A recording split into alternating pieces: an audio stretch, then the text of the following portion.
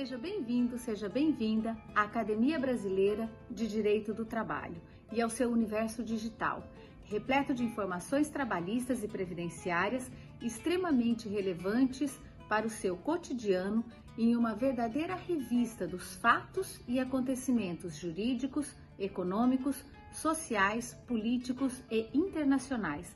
Nas nossas redes sociais, além de muita interatividade, você encontrará notícias, entrevistas, aulas, seminários com os maiores especialistas da atualidade no Brasil e no mundo. Eu sou Tereza Narras e estarei com você neste universo digital da nossa Academia Brasileira de Direito do Trabalho. Siga-nos nas nossas redes sociais e esteja sempre atualizado com o melhor conteúdo. Nossa saudação especial às confreiras e confrades e a todos aqueles que nos honram com sua presença nessa iniciativa da Academia Brasileira de Direito do Trabalho, abrindo espaço para autores. E hoje a Academia tem o imenso prazer de receber um de seus presidentes honorários, professor, doutor Jean Genot Franco Filho. Quem não conhece Jean Genot? Entre aqueles que militam na área trabalhista, entre aqueles que querem consultar sobre temas trabalhistas, vão se esbarrar obrigatoriamente em publicações de Jean Genot de Souza Franco Filho.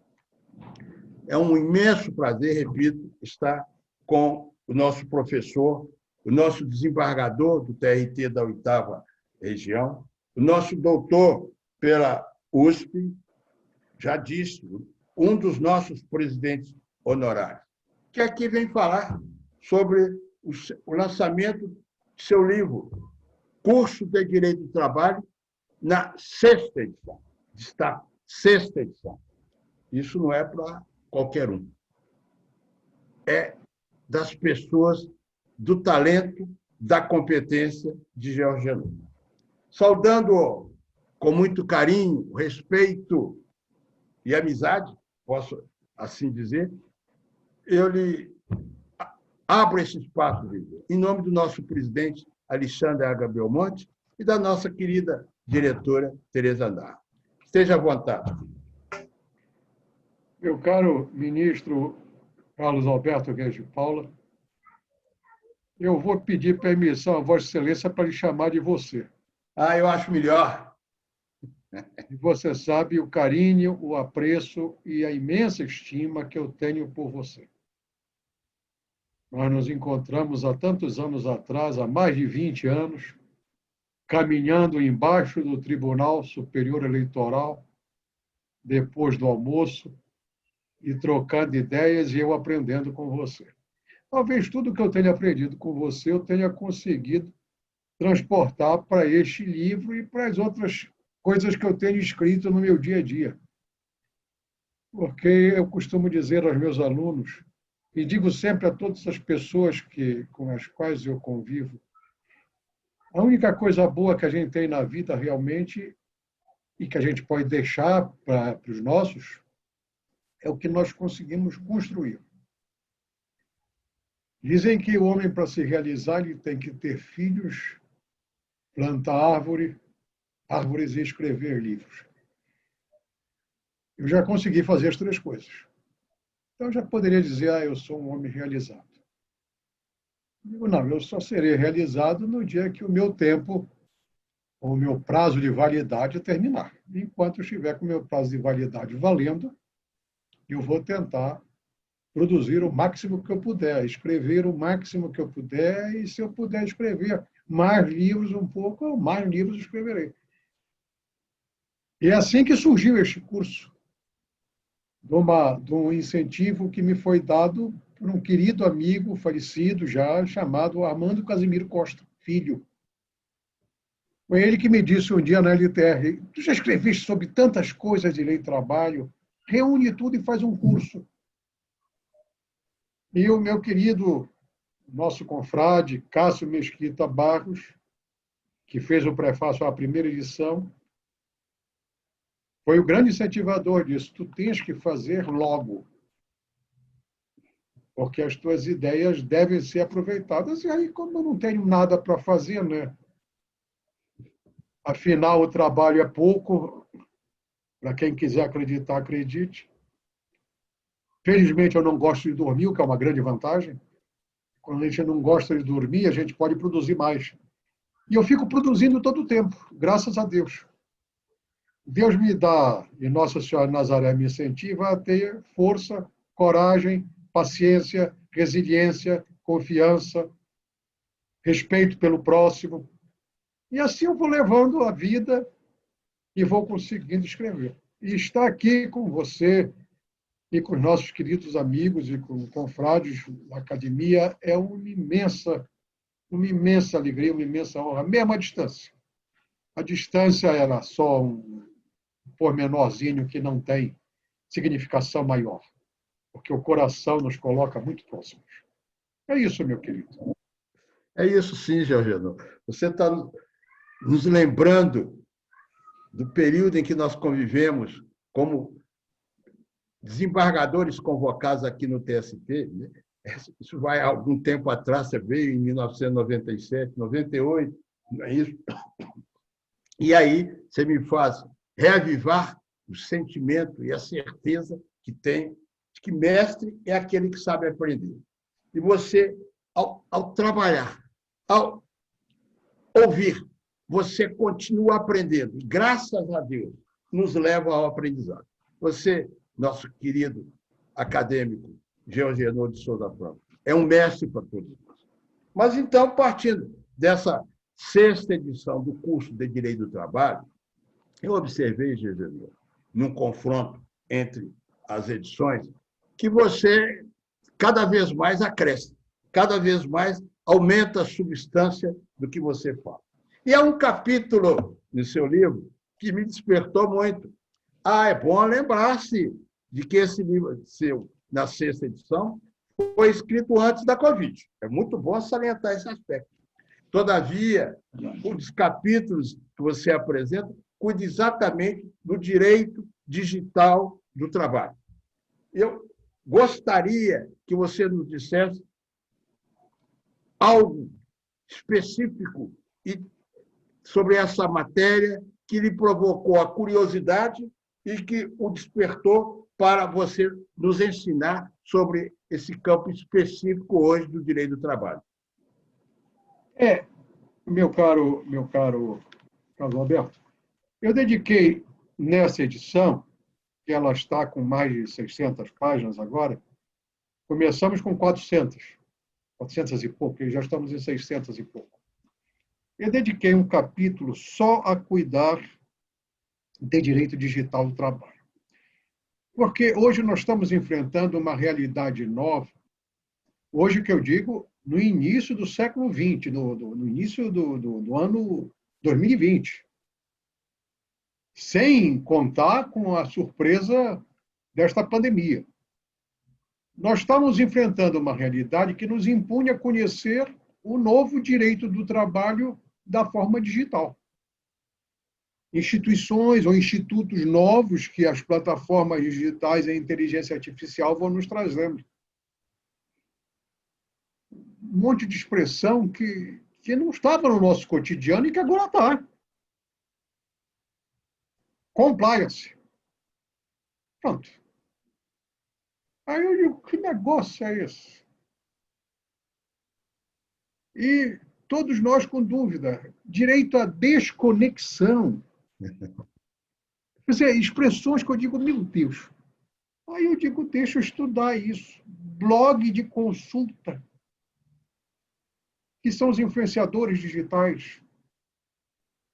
E aí eu fui me recordar que há muitos anos atrás, provavelmente no início deste século XXI, eu fiz uma palestra no Rio de Janeiro, a convite do nosso presidente Belmonte, que na época era desembargador do Tribunal do Rio, sobre blog de consulta, que eu falei assim, num tema que ninguém sabia o que era, nem eu que falava. E aí, de uma hora para outra, eu me vi diante disso, de uma CTPS digital. Tem, está tudo aí.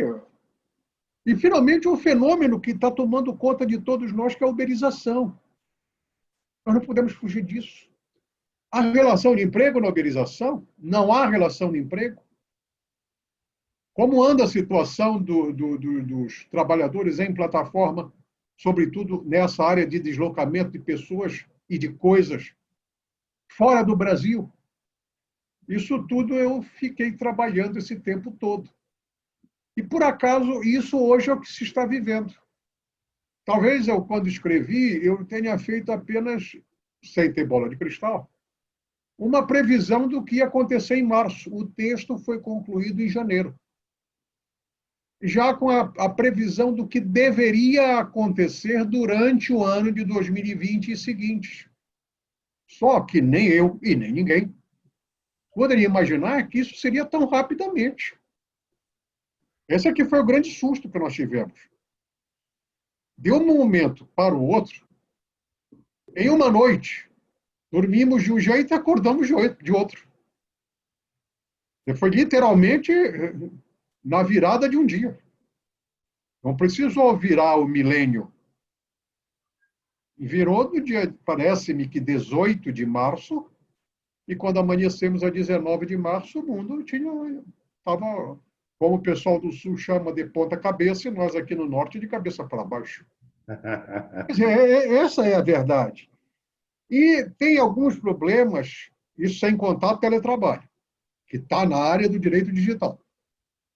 Sem contar o teletrabalho. Mas problema de privacidade e de intimidade, porque existem os espaços corporativos, existe uma lei de proteção que começou a vigorar agora. E indo ao teletrabalho, nós temos problemas de teletrabalho. A legislação brasileira, do artigo 75A e seguinte da CLT, é uma legislação ainda pobre. Mas, veja, antes ela do que legislação alguma. Nós não tínhamos nada.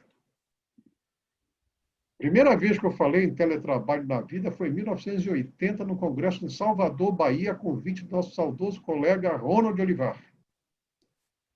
E eu falei sobre teletrabalho. Não tinha nada no Brasil sobre teletrabalho. 1980. 84, mais ou menos. Eu consegui uns textos através da Revista Internacional de Trabalho da OIT. Foi lá que eu fui ver o que era o teletrabalho para poder entender o que é que estavam querendo com aquilo, porque ninguém sabia. E naquela época, nós não tínhamos internet. Não é como hoje, que você tem dúvida, você coloca no Google e ele responde. Pode até responder errado, mas responde. Você não fica sem resposta. O mundo hoje nos permite não ficar sem saber o que é. Você pode até, e muita gente faz isso, exercer ilegalmente uma profissão. Pegar e, através do Google, descobrir a cura do coronavírus. Qual é o remédio para o coronavírus? Tem receita para tudo. Tem receita para tudo. Tome 1 litro de fomicida tatu por dia que você só toma uma vez. Pronto. A receita está dada. Isso existe, nós sabemos que tem essas facilidades de agora e que não havia antigamente. Era mais difícil. Hoje em dia nós temos. Hoje em dia, o que nós temos é uma legislação que tenta resolver um problema e que precisa ser corrigida. Só não devemos, a meu juízo, exagerar demais nas formas de regulamentação. Uma coisa é você regular. Regule. Pronto. Uma norma genérica. Mas a regulamentação pormenorizada não recomenda, porque ela vai necessitar ser permanentemente atualizada. Nós temos, meu caro Carlos Alberto, e todos nós sabemos disso, um grande problema no Brasil, que é a nossa Constituição. Já estão alguém aí, não sei quem, disse que já tem que fazer uma nova Constituição. O problema nosso não é novas Constituições, não é isso. O problema nosso é a Constituição enxuta. A menor Constituição do mundo é a francesa e a outra é a japonesa. Alguns dizem que é americana, mas é equívoco. A americana tem apenas 7 artigos, mas tem um monte de emenda. E cada artigo equivale a uns trocentos artigos da nossa. Mas a Constituição japonesa e a Constituição francesa são as menores que temos. Pois bem, elas são duradouras? São. Elas atendem a necessidade do povo? Sim. Quantos artigos tem a nossa Constituição? O ato das disposições constitucionais transitórias, ele é de disposições transitórias? Transitórias desde 1988. A Constituição brasileira é chamada de Constituição, na classificação de direito constitucional, uma Constituição rígida. Uma Constituição rígida que você tem mais de 100 emendas. 107 agora. É rígido aonde? 107, chegamos agora. Pronto. Isso sem contar as outras emendas, porque essas são as emendas ordinárias. Mas nós temos mais 6 de revisão. Então, na verdade, são 113 emendas. O que equivaleria, dividindo pelo número de meses de vigência da Constituição, uma Constituição a cada quadrimestre ou a cada trimestre. Meu Deus! Nós temos um furor legislativo. Nós queremos fazer lei para tudo. Calma, é menos. Hoje, ainda no capítulo de Direito Digital, meu caro Carlos Alberto, eu cuido de um tema que é novo no direito digital mundial. Chama Direito 5.0. É o direito que está sendo proposto no Japão, para poder fazer com que você use a internet e os recursos digitais para a felicidade, para a realização das pessoas. Que é uma coisa que nós temos esquecido. O direito é uma máquina de fazer a pessoa feliz. Por isso que a Constituição americana, a Constituição do Butão, a Constituição da Coreia, a Constituição do Japão, consagram o direito à busca da felicidade, que foi uma emenda constitucional tentada, foi uma PEC tentada aqui no Brasil para incluir na Constituição e, lamentavelmente, ela foi arquivada, porque achavam graça da proposta do senador, daquele senador de Brasília, Cristóvão Buarque, que queria incluir isso como dispositivo constitucional, dentro do artigo 6º. Isso é muito importante. Felicidade não é você encher a cara num bar, e não, isso é pegar um pileque. É outra coisa. Felicidade é você ter a realização concreta dos direitos sociais do artigo 6º. Isso é felicidade. Que inclui as felicidades subjetivas. A felicidade da fé, de poder expressar sua religião, de poder expressar sua alegria, o seu contentamento, a sua felicidade. E isso o Direito 5.0 dessa área digital está tentando trazer para nós. É isso que, em linhas gerais, eu cuido no capítulo, que é o 24, o capítulo número 24 desse meu curso em 6ª edição. Com toda a riqueza de seu saber, né? Com toda essa sua conta. Sobretudo do ponto de vista constitucional, hoje, Eugênio. Como é bom ouvi-lo, viu? Como é bom ouvi-lo. Com essa ótica sobre a própria Constituição de forma geral.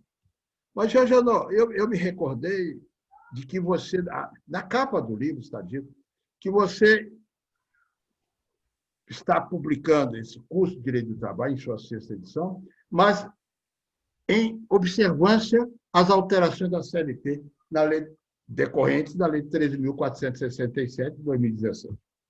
Então, você fez até menção ao teletrabalho, que foi inserido na CLT pela Lei 13.467, e eu fiquei pensando aqui comigo. Eu não vou deixar passar a oportunidade de o caríssimo Jean Genot nos magnetizar sobre como ver a questão do negociado e do legislado. Porque é um princípio básico, vem lá no 611, A e B, você entende? E aí eu falei, Jean Genot, hoje eu vou ouvi-lo com muita atenção, o que ele entende sobre isso. Veja, muita gente é contra o negociado e o legislado. Eu, no início, o primeiro impacto que eu tive é o sindicalismo brasileiro, fraco como é o sindicalismo de trabalhadores, do lado de trabalhadores, sendo fraco, ele vai sofrer muito. Então, isso que querem fazer é essa fase neoliberal para prejudicar definitivamente o trabalhador. Mas, bem, vamos ver o texto da Constituição. Quando você pega a Constituição do Brasil, eu ando com ela aqui pertinho de mim, porque a gente tem que se... Eu estava olhando aqui, a minha, nesse momento, está até um pouquinho mais... Não, mas eu estou com a minha aqui, está aqui. Eu vou na Constituição e vejo no inciso 26 do artigo 7º. Texto primitivo de 1988, ou seja, Constituinte originária. Escreveu isso? Foi o Constituinte que foi chamado para escrever, não foi aquele que vem emendando depois. Reconhecimento das convenções e acordos coletivos de trabalho. O que é que isso, afinal, quer dizer? A não ser que eu não saiba ler, e eu acho que eu sei ler alguma coisa, ainda que posso até não saber ler em português. Mas em constitucionaliquez eu sei. O que está escrito aqui é que o artigo 7º da Constituição, ao dar os direitos trabalhistas, ele reconhece que as convenções e os acordos coletivos eles só não estão acima da Constituição. Ou seja, sempre o negociado esteve sobre o legislado. Está aqui. Está aqui. Só não liam assim. Quer um exemplo para a gente poder fazer o link da coisa? A CLT, no artigo 482 e no 483, ela cuida de uma indenização ou de uma justa causa que pode ser imputada ao trabalhador ou ao empregador, especialmente 483, letra I. A rescisão indireta, né? Exatamente. Que vai ocasionar um dano moral ao empregado. Quem cuidava disso até coisa de 10 anos atrás, ou 20? Ninguém. Ninguém falava em dano moral. Você foi juiz de primeiro grau, sabe disso. Eu fui, há 40 anos atrás eu estava no primeiro grau. Eu nunca recebi no primeiro grau em reclamação escrita ou não, datilografada, porque não tinha computador naquele tempo, era datilografada. Eu nunca recebi nenhuma reclamação por pedido de dano moral. Nunca. Nós aí estamos empatados. Até 1993, quando eu estava no primeiro grau, também nunca tinha recebido. Pois é. Então, veja.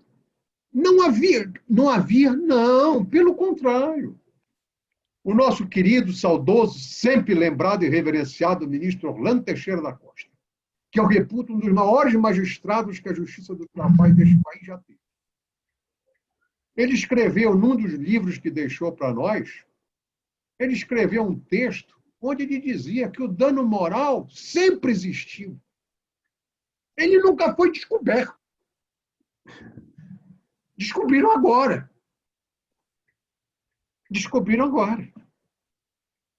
Então, veja, quando se fala a supremacia do negociado sobre o legislado, já estava na Constituição. O que é preciso que se tenha em mira é que a dignidade da pessoa humana não pode ser afetada nisso. Nós não podemos criar leis para colocar o trabalhador na senzala. Não é isso. O lugar do trabalhador é no seu posto de trabalho. usando os mecanismos de proteção que ele precisa para ter uma vida digna. Que, afinal, vamos de novo para o livrinho, para isso que ele está aqui. O que é que diz o artigo 1º, inciso 3 da Constituição do Brasil? Fundamento da República, dignidade da pessoa humana. É isso que nos basta. Eu acho esta Constituição extremamente grande em quantidade. Até porque tem muita regra que está aqui que não é aplicada. E não é aplicada porque não tem norma. Ela está sob reserva legal. Especialmente o inciso 1º do artigo 7º, que é a grande coisa, e que nunca, e você sabe disso tanto quanto eu sei, que nunca vai ser regulamentado no Brasil. Nunca. Porque não existe interesse político de regulamentar a dispensa arbitrária sem justa causa, e todos nós sabemos disso. A gente não pode querer dizer, não, isso não vai acontecer. Desista que não vai. Quem ficar esperando a regulamentação disso vai morrer esperando. É o que eu penso do negociado legislativo, que deve continuar a existir, ressalvado isso. Preservar os princípios mínimos de dignidade da pessoa humana. Os mínimos. Sem exagero. Aliás, fazendo menção ao artigo 7º, inciso 1 da Constituição, né? Eu estou me lembrando aqui da Convenção 158, que está submetida à apreciação do Supremo há anos e anos e anos, sobre o provimento de denúncia por parte do presidente da República. Mas, caríssimo Jean Genot, você... Eu tenho posição sobre isso, viu? Sim? Mas não é o caso da agora. Não. Você me sensibilizou fazendo menção ao nosso querido ministro Orlando Teixeira da Costa. E eu ressalto que ele é patrono exatamente da cadeira ocupada por você, né? A cadeira 95 na nossa academia. Mas eu queria, partindo também do seu texto, eu queria que você tecesse comentários sobre a legitimidade das centrais sindicais para ajuizar dissídio coletivo.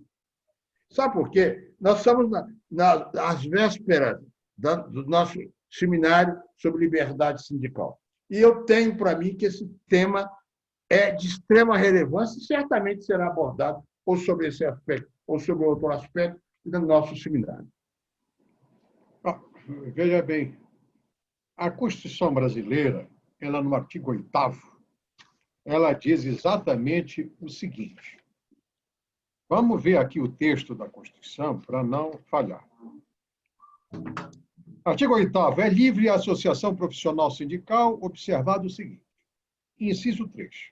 Ao sindicato, cabe a defesa dos direitos e interesses coletivos ou individuais da categoria, inclusive em questões judiciais ou administrativas.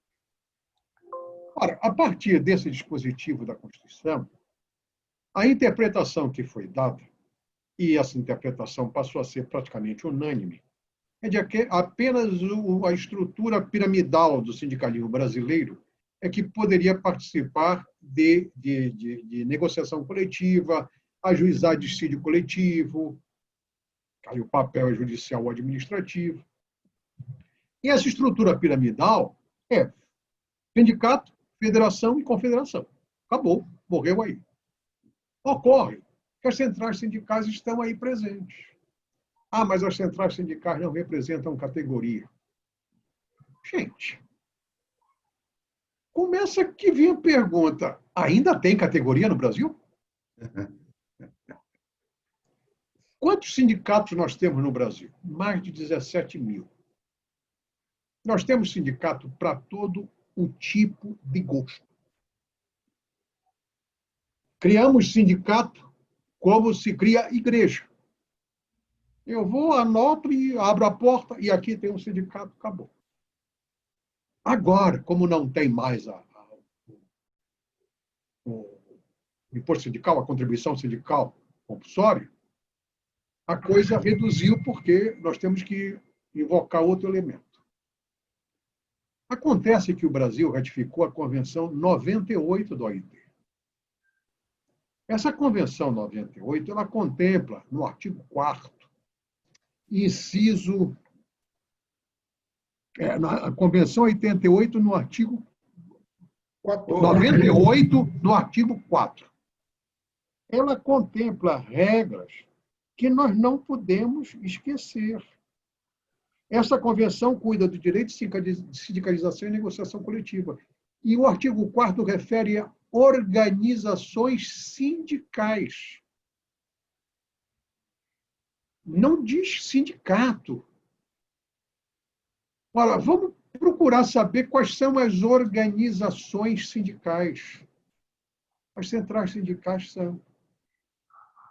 E veja,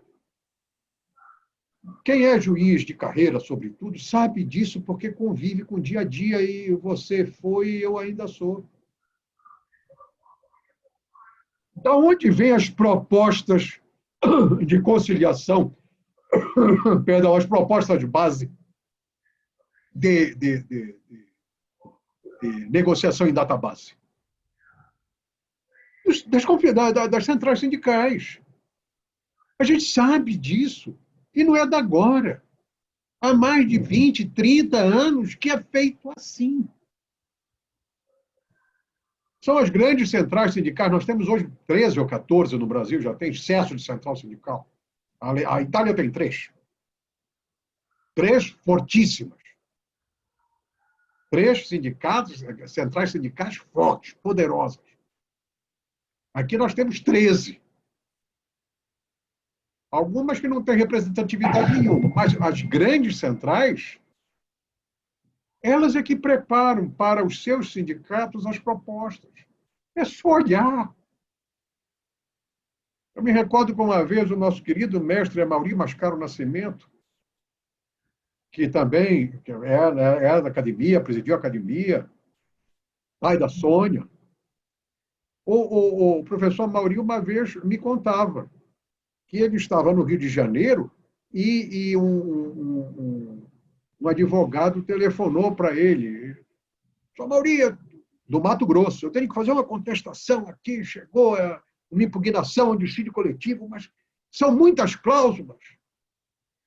Aí o professor Amaury disse, manda para o meu escritório por fax. Naquela época era fax. Já era evoluído, né? Manda por fax que eu vou ver. Que eu estou no Rio de Janeiro. O escritório do professor Amaury era lá no edifício Itália, em São Paulo. Tudo bem. Em seguida, a secretária do professor Amaury telefona para ele, isso ele me contando a história. Olha, passou-se isso, professor, está aqui o... Qual é a cláusula primeira? Tal. Vê aquela proposta à base da central sindical tal. Não vou mencionar o nome porque não convém. A central sindical tal. Estás com ela? Estou.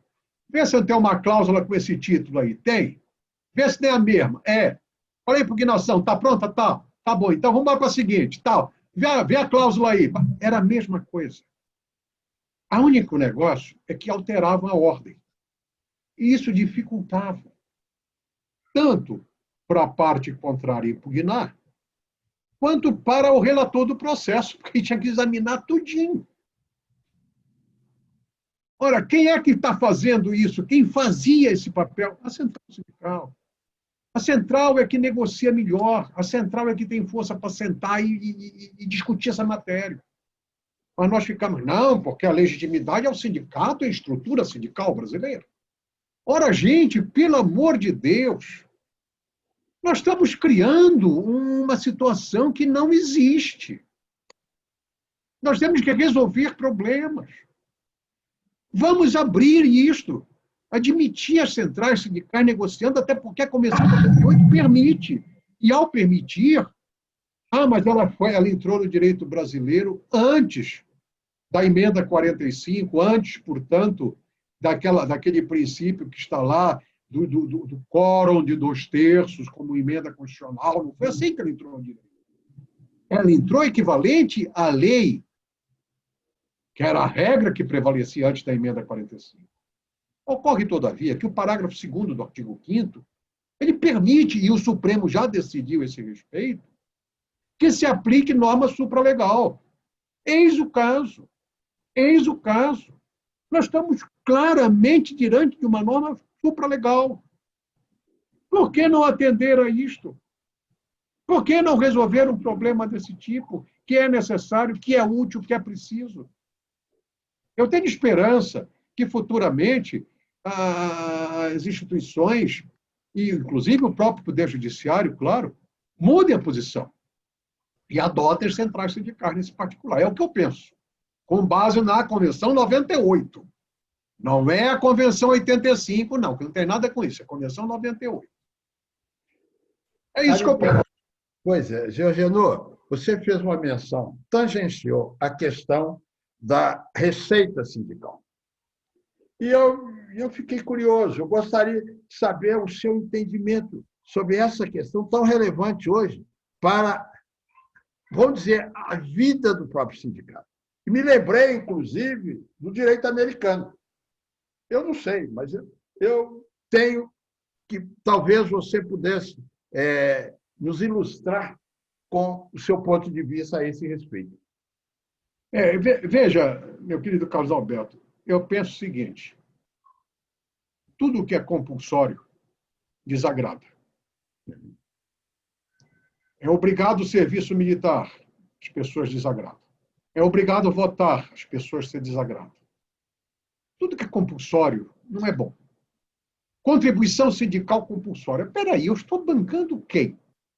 Quando a Constituição de 88 foi promulgada, foi criada aquela contribuição confederativa. Eu me recordo que eu estava morando em São Paulo e escrevi um pequeno texto sobre esta contribuição.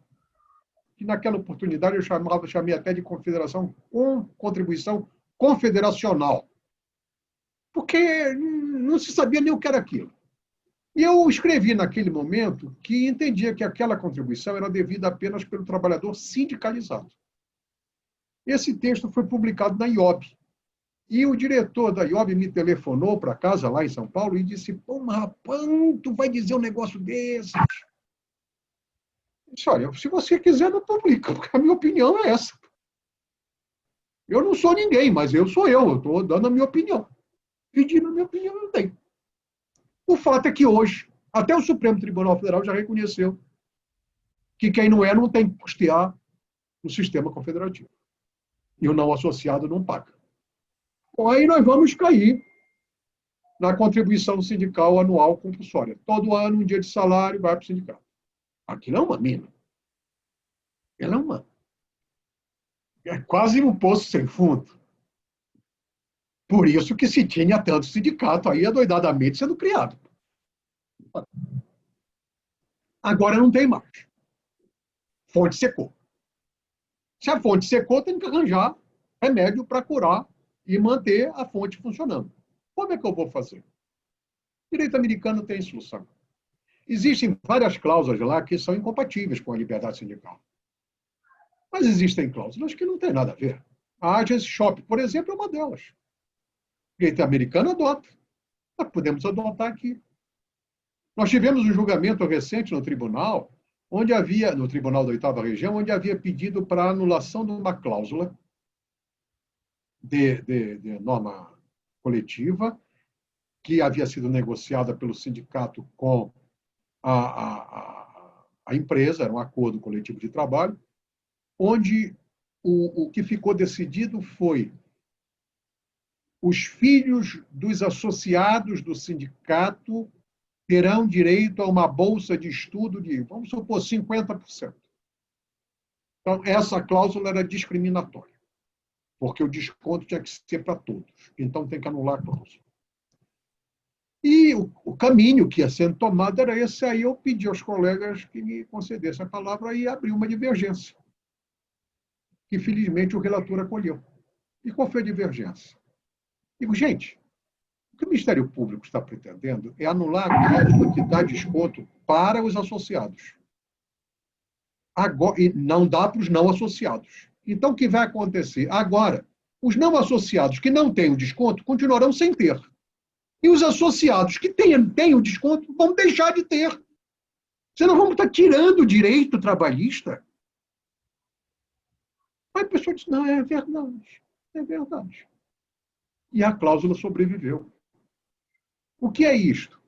Isto é o papel do sindicato Nós temos que criar uma diferença, ou estudar, e eu espero que o evento que a academia vai promover consiga estudar muito bem isso e nos distinga direitos e interesses numa coisinha simples chamada conquista. Direito e interesse não é conquista. Não é. Não é nem legalmente, nem gramaticalmente. Então, esse pormenorzinho, essa besteirinha, uma palavrinhazinha, bem pequenininha, ela é fundamental para ser sentida e interpretada. O sindicato tem que conquistar direitos para o clube. O sindicato vai fazer cursos de aperfeiçoamento. Para quem? Para os seus associados. Ele vai defender reajuste salarial para quem? Para a categoria. Aí é outra coisa. Porque é o direito ao reajuste salarial. Agora, o curso de informática que ele está fazendo, ou como antigamente o Sindicato da Construção Civil aqui em Belém fazia, cursos de datilografia, cursos de pintura em tecido. Eu sei, porque eu era juiz de primeiro grau e eu ia representar o tribunal na formatura da turma, e era coisa muito séria. Curso de datilografia, porque saber datilografia era coisa seríssima. Hoje em dia o pessoal olha uma máquina de datilografar como se fosse uma peça de museu. Eu tenho a minha no meu gabinete. É uma peça rara. Né? O pessoal chega, isso é uma máquina de escrever, era assim que era, né? Aí o cara não sabe nem usar, porque eu acho que nem eu mais sei, mas era assim. Então, é assim, Carlos Alberto, que eu vejo a possibilidade do sindicato ressurgir e aumentar a sua receita. Como? Com a filiação sindical, com número maior de filiados. Aí o trabalhador vai ter o prazer de espontaneamente contribuir. Eu não sou afiliado ao Sindicato dos Professores, mas eu pago a contribuição confederativa com prazer, porque o Sindicato dos Professores do Pará é um sindicato atuante, que se preocupa conosco, com o professor, a condição de trabalho do professor. E eu pago a contribuição confederativa espontaneamente. Nunca me recusei a pagar. Acho que esse é o caminho. O seu ponto de vista é muito interessante. O fato é que esse aspecto tem que partir da premissa. Para ele conquistar, ele tem de seduzir. Não é isso? Para seduzir, ele tem de oferecer. Não é isso? Aí é possível ele ampliar o quadro de seus associados. É isso mesmo. Eu fico sempre encantado de ouvi-lo, né? Com toda a verve de um paraense de expressão como você. Agora, me conte uma coisa. No seu livro, repito, Curso de Direito do Trabalho, já na 6ª edição, há um capítulo que me despertou muita atenção. Greve ambiental. Qual o sentido? O que você quer dizer com isso? Qual o sentido dessa greve ambiental em relação ao direito do trabalho? Alguns confrades nossos já escreveram, inclusive livro. O Raimundo Simão, de Campinas, tem um livro intitulado Greve Ambiental Trabalhista. E há alguns anos venho levantando essa questão a partir da Convenção 155 da OIT. Nós temos, Carlos Alberto, um grande problema no Brasil, que é a dificuldade em conviver com normas internacionais. Nós gostamos da norma interna, aquela feita pelo Congresso em Brasília. Nós não gostamos de convenções internacionais, nós temos dificuldade de manuseio e de interpretação. Precisamos perder essa mania. Sabemos todos que a greve é uma forma de suspensão do contrato de trabalho. Durante a greve, o trabalhador não recebe salário. A greve ambiental ou greve sanitária é aquela onde o trabalhador paralisa, não para obter reajuste salarial ou coisas do gênero, mas para obter melhores condições de trabalho. Condições dignas, condições de saúde, higiene e segurança no trabalho. Isso é fundamental. E aí vamos pegar, e eu cuido disso sem saber que nós teremos pandemia, eu acabei cuidando da pandemia sem falar em pandemia no livro, quando eu digo que nós precisamos saber que eu posso, por motivo de saúde, paralisar o meu trabalho. E esse trabalho não vai ser suspenso. Essa paralisação não é uma suspensão, é uma interrupção. Porque a Convenção 155 que está vigendo no Brasil, ela diz isto. O contrato de trabalho está suspenso. Perdão, está interrompido. Interrompido e eu não posso sofrer nenhum desconto. A interrupção é sem ônus para mim, trabalhador. Eu não posso ser descontado até que se restabeleça as condições de saúde necessárias ao meu trabalho. Isso se aplica agora na pandemia. Tanto que existe uma nota técnica da Anvisa dizendo os elementos que são necessários para o pessoal de saúde, os profissionais da saúde, exercerem a sua atividade na pandemia. A mesma coisa para nós outros trabalhadores. Os que têm comorbidades, a famosa turma do grupo de risco, a nossa. Não você que é muito jovem, mas eu... Você ainda vai chegar onde eu estou, viu, Jardim? Pois é, mas quando a gente chegar, aí vê, nós não podemos ser prejudicados sem o uso desse equipamento mínimo de proteção. Luva, álcool gel, máscara, touca, avental, bota. Isso é o pessoal da saúde precisa ter. Nós não podemos dizer, vai todo mundo retornar ao trabalho sem proteção. Enquanto não houver uma vacina, e uma vacina, seja ela de que nacionalidade for, contanto que ela seja uma vacina eficaz, ninguém vai poder meter a cara, porque vai dar cara a tapa.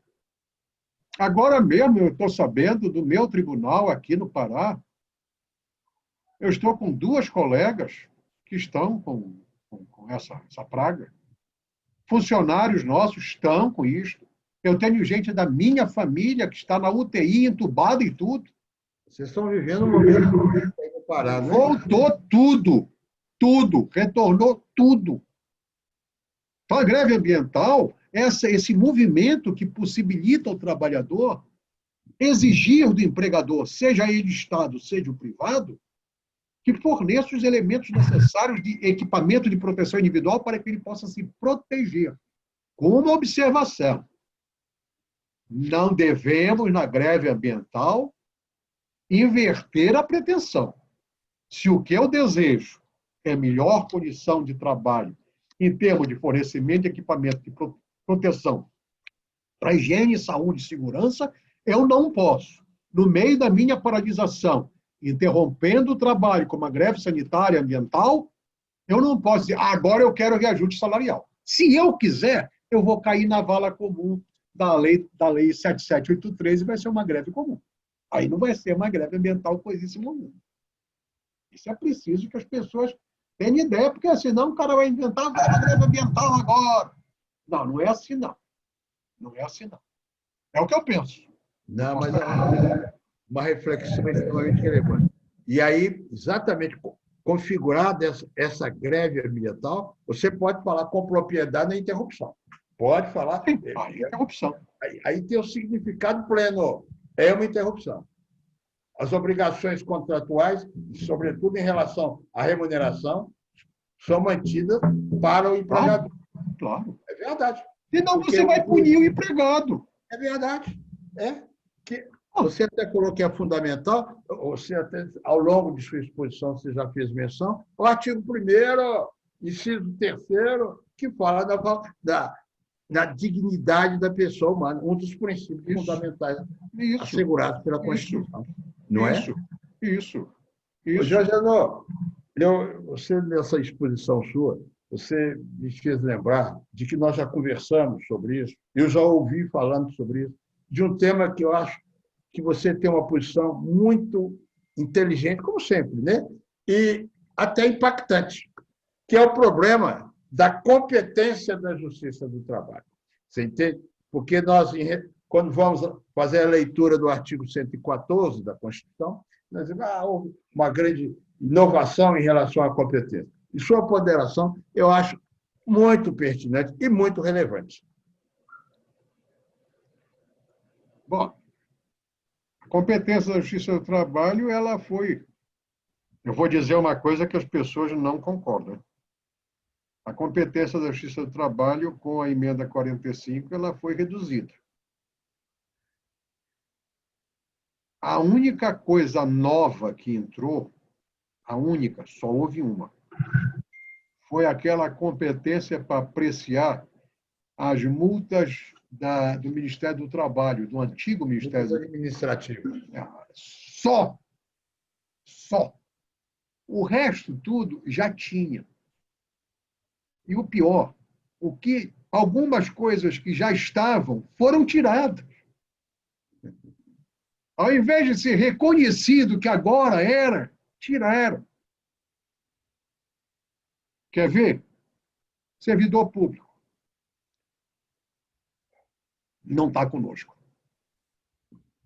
E agora decidiram que é servidor público federal, municipal, estadual, do bairro, da esquina, da padaria, de todo canto. Mas não, servidor público acabou. Por que isso? Por acaso esses pobres coitados não são trabalhadores, não? Ou a Justiça do Trabalho é menos... Juiz do Trabalho é menos juiz? Greve. Se você encontrar algum dispositivo constitucional cuidando de competência jurisdicional para caso de greve, então coloque tudo para ele. Tire da Justiça do Trabalho até o pouco que deixaram para ela. Porque só existe um artigo que cuida disso, que é o 114. Só um. Então, competência, só 114. Mas a greve de servidor público não é da Justiça do Trabalho. Aí, se você segue ao longo do 114, você começa a ver um monte de institutos que não são nossos. E eu vou me valer de uma lição do meu queridíssimo confrade, amigo de todos nós, mestre de todos nós, Arion Sayão Romita. O professor Romita, no alto da sua sabedoria, também nosso presidente honorário, o professor Romita, ele diz o seguinte: como é que você coloca como direito do trabalhador o direito a perder direitos? Sabe aonde? Artigo 7º, inciso 29.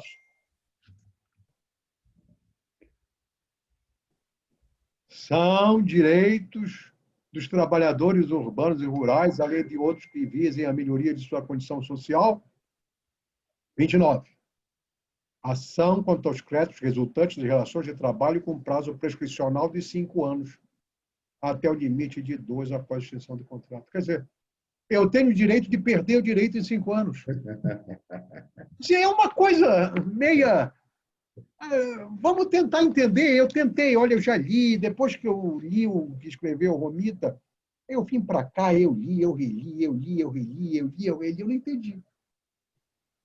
A Constituição não tem palavras inúteis, então quem vai pagar o 13º salário do aposentado? O aposentado não recebe salário. Artigo 7º, inciso 8. 8º, 13º salário com base na remuneração integral ou no valor da aposentadoria. Está aqui. Está no livrinho. Aí você vai. Mas isso está se referindo à gratificação em Natal. Não. Ele está se referindo a salário. É salário aqui. Aí você vai no artigo 201, parágrafo 6º, e lê assim: a gratificação natalina dos aposentados, eu vou pular o que não interessa, terá por base o valor dos proventos do mês de dezembro de cada ano. Então, a Previdência paga a gratificação natalina. Está dito aqui. Quem paga o 13º salário? Eis uma questão. E há muitos anos atrás, quando eu estava estudando doutorado em São Paulo com o professor saudoso confrade nosso, Otávio Bueno Magano, eu perguntei num seminário a ele, professor, ele disse, não esqueça isso, é tudo a mesma coisa. Eu digo, não, mesma coisa não é não. Passaram-se os anos. Quando nós estávamos lá em Brasília, juntos, um dia chegou para mim um processo vindo do Tribunal da 2ª Região. Era um agravo de instrumento, tema do agravo de instrumento, lá pelo meio. O cidadão ajuizou uma reclamação postulando o 13º salário aposentado, o 13º salário dos seus ex-empregadores proporcionalmente ao tempo de serviço. O agravo não foi conhecido, não teve seguimento, porque não havia elementos para poder conhecer e apreciar o mérito. Mas imagine um caso desses. É impossível? Não é não. Não é não. Eu sempre digo que no Poder Judiciário nós encontramos ação para todo gosto. Basta procurar. Nunca diga, isto é impossível acontecer no Poder Judiciário. Não diga. Você está se confundindo. Que pode acontecer. Se já não aconteceu. Que isso aconteceu. Eu xerocopiei emitindo, naquela época era assim. Tirei xerox, emiti no envelope e fui no correio e despachei para o professor Magano, que um dia aí me telefonou. Pô, meu irmão, mas isso não é possível de... Eu não lhe disse que um dia acontecia, tá aí, e vem da sua terra, está em São Paulo. Para ter ideia. Por isso que a gente tem que pensar, quando a Constituição, o artigo 114, vem e reconhece a nossa competência, nós deveríamos ter conservado, a meu ver, a redação primitiva. Agora mesmo, a redação primitiva, que eu digo a redação do artigo 114 no texto de 88. Anterior à emenda 45. 45, que, a meu ver, não aumentou nada. E mais, você vai lá embaixo, no inciso 9, outras questões decorrentes de relação de trabalho, mas há pouco o Supremo Tribunal Federal, data venha, eu não concordo com a decisão do Supremo, embora eu vá cumpri-la se tiver que chegar na minha mão, porque esse é o dever do magistrado, é cumprir o que o Supremo decide, e da sociedade toda. Nós podemos exercer o, aspas, jus esperneandi, mas não podemos descumprir a decisão do Supremo, porque se nós fizermos isso, nós iremos romper o Estado Democrático de Direito. E isso não pode ser rompido. Ponderação mais do que equilibrada. Com certeza. Então, o que é que nós temos que fazer? Nós precisamos, numa situação dessa natureza, avaliando uma posição como tal, ver, peraí, por que nós vamos tirar a competência da Justiça do Trabalho para representante comercial? Por que o advogado que não recebe seus honorários não vai poder reclamar os seus honorários na Justiça do Trabalho? Ele, por acaso, compra o feijão e arroz da casa dele com o quê? Se não com os honorários que ele recebe. O que é crédito alimentar? Está no artigo 100 da Constituição. Então, são pequenas situações, meu caro Carlos Alberto. Eu acredito que nós precisávamos refletir calmamente e ver que a Justiça do Trabalho integra o Poder Judiciário, é uma instituição especializada em matéria trabalhista em geral, que deveria ter competência para acidente do trabalho, que deveria ter competência para a organização do trabalho, ampla,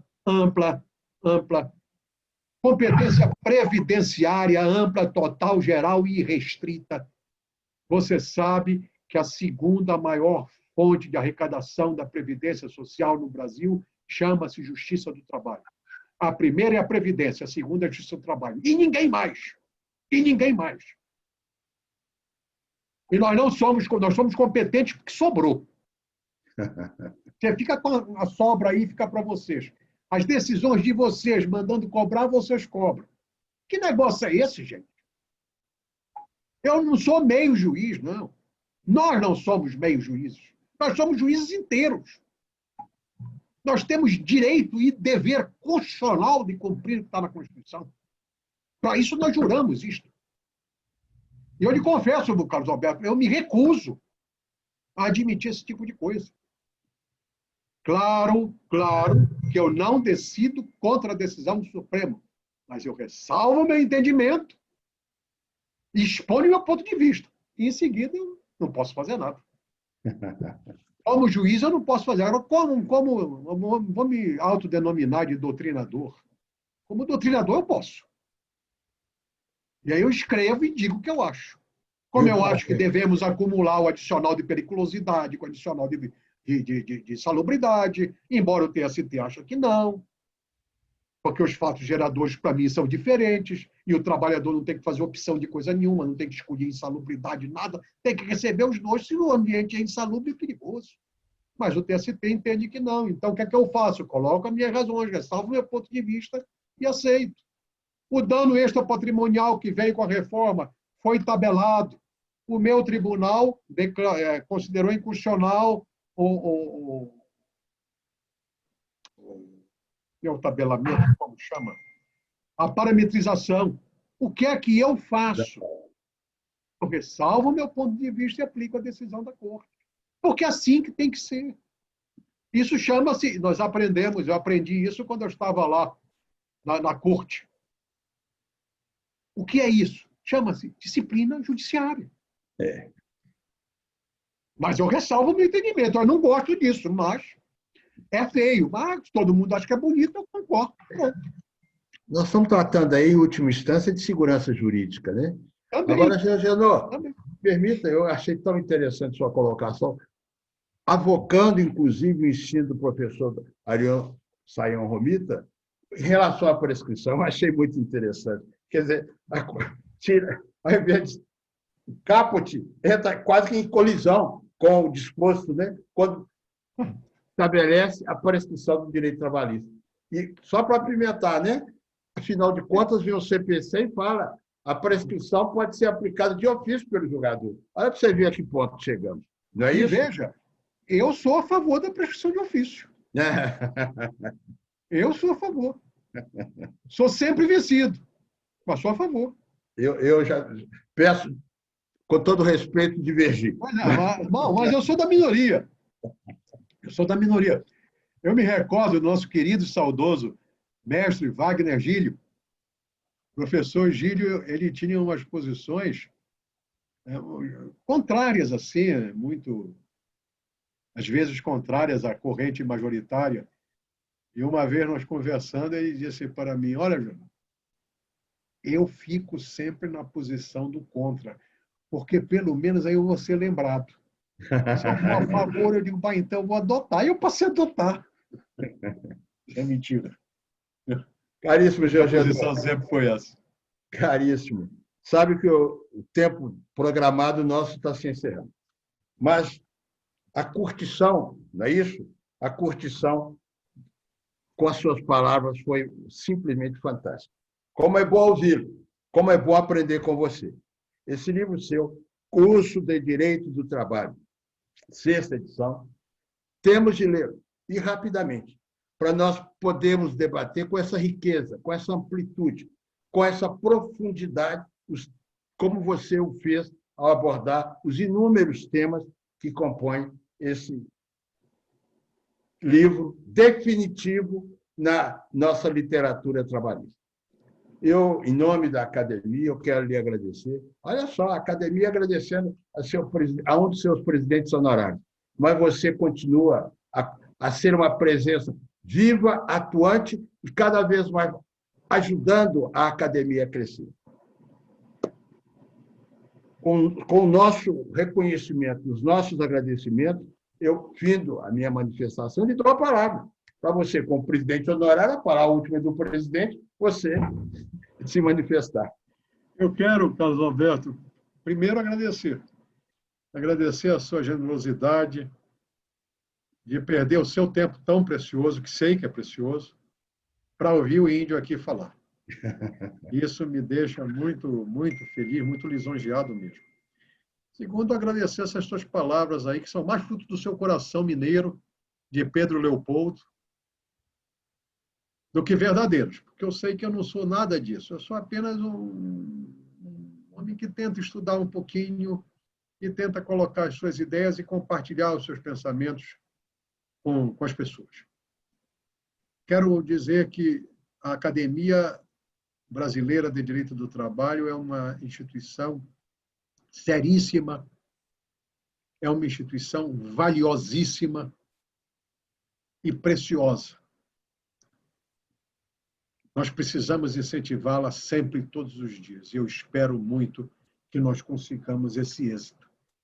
Essa iniciativa do nosso presidente Belmonte e da Tereza Narras, que você está capitaneando, é muito importante, porque vai fazer com que a comunidade possa nos conhecer, saber o que é que os acadêmicos produzem, saber para que se presta a academia.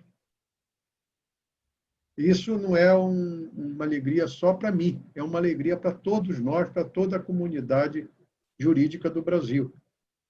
E, como nós estamos na internet, do mundo também. Isso é muito bom.